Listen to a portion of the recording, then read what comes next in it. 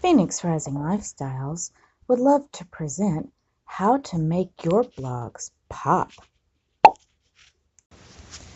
Hello, fellow dreamers. It's time for Heather's Helpful Hints. I recently found 3 simple ways to make sure your marketing blogs catch people's attention. I will get to that in a bit. Be sure to catch my blog on phoenixrisinglifestyles.com. Also, if you haven't subscribed to my YouTube channel yet, well, what on earth are you waiting for? Just click that cute little subscribe button and give me a thumbs up. I don't know about you, but I love reading.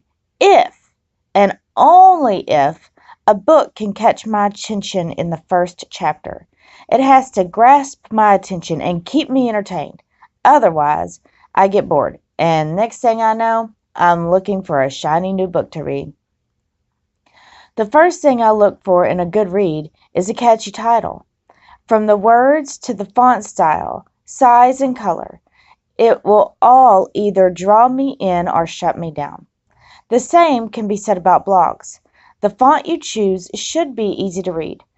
According to Kawant Naji, a professional blogger I ran across in my research, there are 12 fonts that are best to use for easier reading.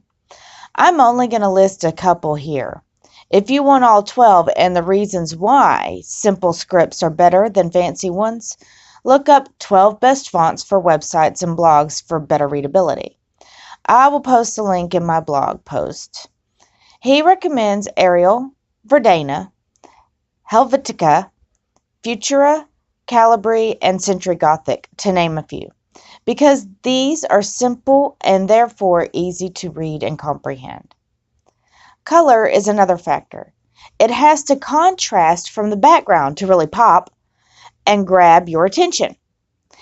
If the font color is too close to the background color, it blends in and doesn't pop. Let's face it, everyone loves a little pop. The second thing I look for is content. I don't care for long, drawn-out descriptions on scenery. I ain't got time for all that, and it's hard for me to actually visualize the scenery. One book that was so heavy in description that I just could not finish it was Gravity's Rainbow by Thomas Pynchon. I'm not saying the book was horrible. It was just too fluffy for me. That is my opinion on exhaustively long descriptions. It is just fluff to fill the book. I want brief descriptions on the scenery and more in character and plot development. Some of you may be asking, what is fluff? Well, Melissa Ferreira explains it in her blog post, Avoid the Fluff, How to Trim Your Content to Deliver Your Message. I will summarize. Fluff is using filler words just so your blog is longer. It doesn't actually provide information. Most people read blogs to learn something about a brand or a business or a product. If blogs don't answer the questions about someone that had brought them there to the blog, then it is more fluff than content. The same can be said about blog writing. It is more important to research and get proper details and create a well-written blog supported by experts in your field. Successful blogging isn't about who can post the most blogs in a given amount of time. It is about who can post a better written blog with accurate research. Slow and steady wins the race. I found that this video and laughed so hard to actually see a tortoise beating a hare. I posted it on my blog. The last thing I look for is a great ending to an epic story.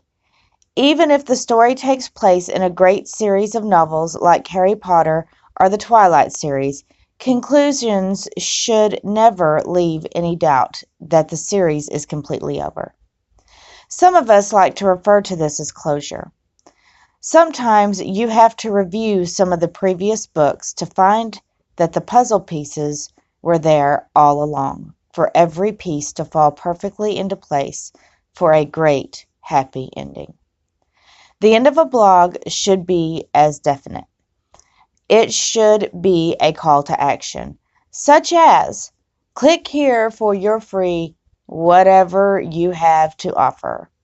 even if it's a newsletter chock full of tips and tricks to help someone elevate their game. Anything that will get their email address onto your list to expand your network.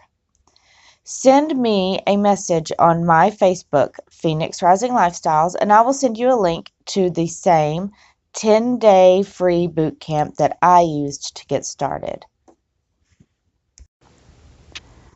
Future videos to look for from Phoenix Rising Lifestyles are full vehicle maintenance, also known as daddy-daughter time, where to find valuable content to blog about, why I could never order Starbucks, what raising my children taught me about growing a business, how difficult my youngest son is to buy for, and last but not least, financial planning, living debt-free.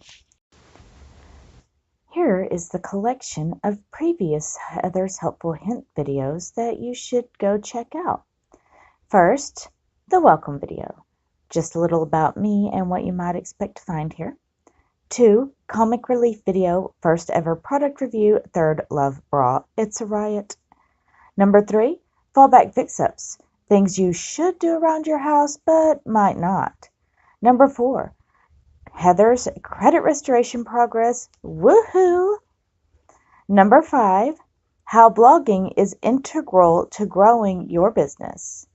Number 6, comic relief, pissed off pumpkin pie.